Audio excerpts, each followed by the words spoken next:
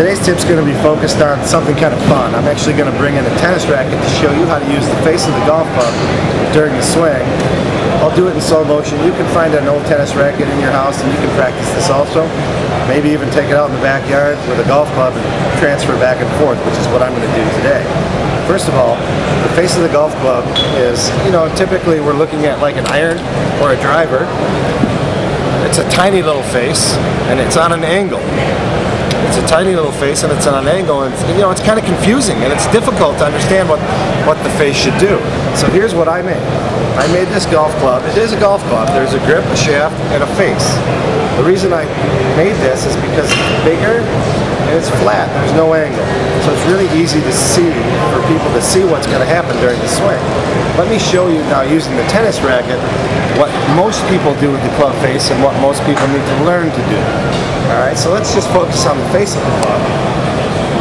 Alright, we'll just set it up standard like this. We'll just take a short backswing here. As we come through, most people try to scoop the ball up like this, and that increases the angle of the face and the direction it looks. Alright, so what we want to do, and for most people that slice the ball, we want to get the face of this tennis racket coming down, rotating, and closing that way. Now if you look at my forearms have rotated the face closed. Let's look at it the incorrect way.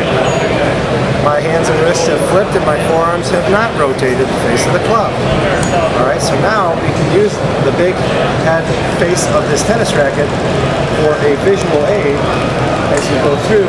Now you can start to turn the face down, rotating your forearms. You go back and forth, rotate the face of the club, go slow enough that you can see this. If you train that a little bit, just back and forth at slow speeds, then grab. I'll go right for the driver because I'm going to go for the home run right out of the gate.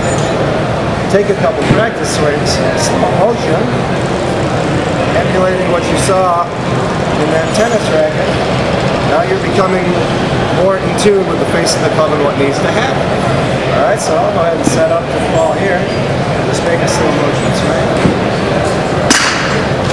And you can see my forearms have actually rotated, closing the face. This is really going to help those folks out there that slice their golf ball. I'm sure that's not you, but if it is, give it a try, get your tennis racket out, learn to use the face of the club the right way. Good luck.